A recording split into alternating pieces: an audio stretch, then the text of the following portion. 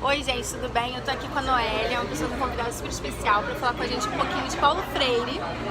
Eu acho que é uma temática que a gente tem que abordar, pegar ela na unha, porque todo mundo fala hoje de Paulo Freire isso, Paulo Freire aquilo, mas quem foi o cara? O que ele estudou? Qual é o referencial dele? Que base em que ele vai falar o quê? Então, para isso, eu convidei a Noélia, que tem como referência Paulo Freire, que estudou bem o assunto, né? Então vai poder dizer pra gente várias coisas com a palavra Noélia, né? Boa noite, a gente está aqui nesse momento. Muito se fala de Paulo Freire, né? Uns amam, outros odeiam. Nunca se falou tanto em Paulo Freire, né? A verdade é essa. É muito interessante isso, porque muita gente que nunca leu Paulo Freire diz que ele é chato, né? Eu queria entender qual é a chatice de Paulo Freire, que é um cara contemporâneo nosso, um cara que tem suas leituras feitas pelo mundo inteiro, em universidades do mundo inteiro, né? Vai até na Finlândia, gente. Paulo Freire tá, Harvard estuda Paulo Freire, né? E não é fake news, não é fake em currículo Lattes, né? Ele tá ali sendo estudado por aquela universidade e o Brasil realmente estuda muito pouco Paulo Freire. Não, prova disso é que eu tenho uma colega que fez doutorado de sanduíche em Barcelona. E em Barcelona, na Universidade de Barcelona, tinha um mural enorme homenageando Paulo Freire. As minhas irmãs que estudaram na Universidade de Heidelberg, na Alemanha, que é uma das melhores e mais antigas do mundo, também tinham o Paulo Freire como referência. Não conhecia nenhum outro brasileiro, mas o Paulo Freire eles conheciam. Na Suíça também, em Genebra, né?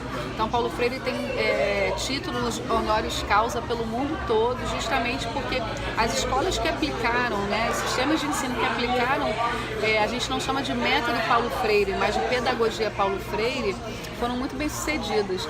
E a gente está... Como é que funciona a pedagogia Paulo Freire? Pois é, a verdade é a pedagogia Paulo Freire, ela parte não só do professor, mas do educando. Então é uma sinergia, ou seja, a gente troca experiências, né? A gente intercambia conhecimentos. Eu não sei mais do que você e você não sabe mais do que eu. A gente tem conhecimentos diferentes, então a gente vai trocar ali. O professor não sabe mais, né? Não é uma educação, como ele chama, de bancária. Em Pedagogia do Oprimido, Paulo Freire fala da concepção bancária de educação, que é o quê? Eu achar que eu tenho que abrir a cabeça do aluno, da aluna e colocar o conhecimento que eu acho que é o certo. Não. Paulo Freire parte da experiência do educando e da educanda para dizer assim, bom, o que você traz de experiência, o que a gente pode acoplar ao conhecimento que eu tenho, né? E aí você vai trocando experiências, são as palavras geradoras. Então, por exemplo, quando a experiência de Angicos, né, para quem não conhece, em 1960, Paulo Freire é convidado por Moacir de Góes, no Rio Grande do Norte, para fazer parte de uma experiência inovadora de educação, de alfabetização de adultos. E ele vai para a cidade de Angicos, no Rio Grande do Norte, fazer essa experiência em 40 dias, em 40 horas, as 40 horas de Angicos, que fica conhecida. E ali ele alfabetiza 300 camponeses e camponesas. Não só ele, porque a educação popular não se faz sozinho. É importante a gente falar também que não é ele o dono da educação popular. A educação popular o que é? É exatamente isso, a gente contrapor a educação tradicional, né? Uma educação que é parte do prazer, do diálogo, do afeto, né? Então a gente não é aquela educação que está ali dizendo assim, não, eu sei mais do que você. É uma educação realmente que é prazerosa, que trabalha com jogos, que trabalha com brincadeiras, com novas tecnologias. Então a educação freiriana tem muito isso, né? E Paulo Freire pega essa educação que ele traz também do anarquismo. O que é o anarquismo, né? O anarquismo não é aquilo que falam que é bagunça, baderna. Anarquismo, que eu acho que é até interessante você colocar no próximo vídeo, né, Jordana, para falar sobre o que é o anarquismo. Vamos desmistificar, né? Esmiuçar o que é isso. O anarquismo é muito ao contrário. O anarquismo tem uma concepção de autogestão, de solidariedade, de alteridade, de empatia para uma sociedade outra. Então Paulo Freire previa uma sociedade outra a partir da educação, com direitos iguais de verdade, com oportunidades iguais de verdade. Isso fere muito o que a classe burguesa prevê, né? A classe burguesa não quer o pobre na universidade, não quer, como a gente viu hoje, não quer pegando avião, não quer, isso aqui que é mais engraçado. Pessoas de chinelo no avião, isso aqui é rodoviária, e daí, né? Não, isso aqui que é mais engraçado, que são as mesmas pessoas que querem ir para a Europa. Só que, por exemplo, a gente já teve uma experiência, eu e Miguel, a gente morou um tempo, né, lá fora, fazendo doutorado de sanduíche, E, cara, aeroporto é rodoviária. As pessoas dormem no aeroporto.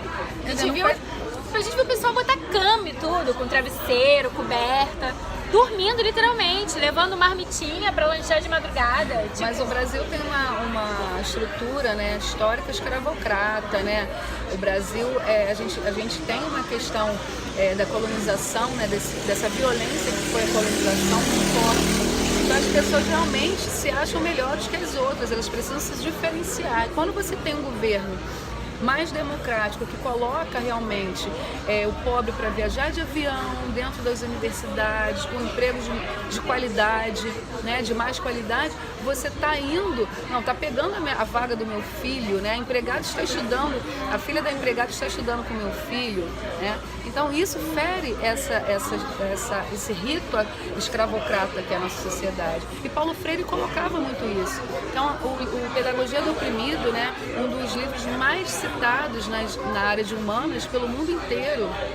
Quem puder ler Pedagogia da Autonomia, que foi o último livro dele, escrito em 96, é importante, sabe, a gente está ali entendendo quem foi Paulo Freire, né, a importância de Paulo Freire hoje. O Paulo Freire não foi usado definitivamente em sistema educacional brasileiro, como estamos dizendo, se não tivesse usado Paulo Freire. Isso é mentira, é uma falácia, uma mentira, uma fake news, porque se tivessem usado o método, que não é método, a pedagogia freiriana, nas escolas, a gente teria uma educação popular de verdade, a gente teria uma educação crítica e libertadora, como foi a educação freiriana.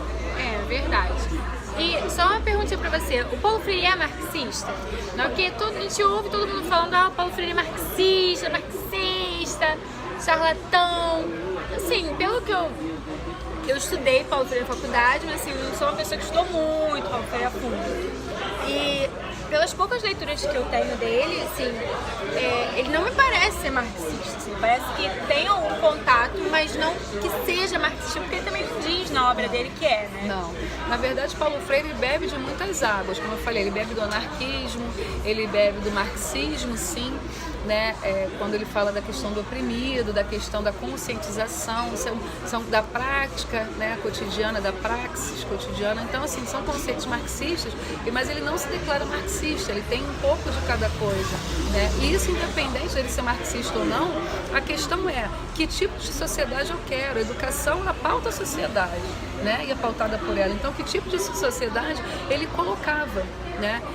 Enquanto educador, qual é o meu papel enquanto educador, né, em prol de uma outra sociedade? Era isso que ele preconizava, a emancipação, a dialogicidade, o afeto, né? Eu acho que tem muito isso.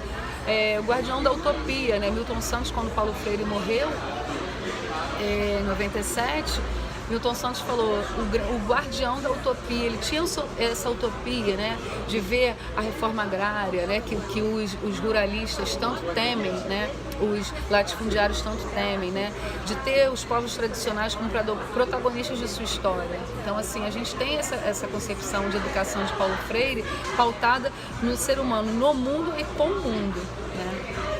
Nossa, muito bacana. Muito obrigada, Noélia. Estamos sempre na luta. Foi um prazer ter você aqui. Espero que nós tenhamos mais papos, né? Cabeça. Eu acho que é importante também olhar que a educação, assim, não é uma coisa chata, sabe? Tem muita coisa legal pra gente falar, discutir, porque tá na vida, né? E se tá na vida, a gente tem que falar sobre isso. Não adianta dizer que não tá não, gente, porque todo mundo educa alguém, todo mundo quer ensinar alguma coisa, todo mundo acha que sabe alguma coisa. Então, é meio que isso mesmo. Todo dia a gente está aprendendo alguma coisa, né? E todo dia a gente está aprendendo alguma coisa. Ninguém nunca sabe tudo. E eu acho que isso... eu também aprendi muito com a Noélia, porque eu também não sei tudo. Não sei um monte de coisa. Apesar de agora ser doutora, né? Não sermos doutoras, não sabemos muitas coisas. E também, se tiver alguma dúvida e quiser perguntar alguma coisa, você pode postar aí.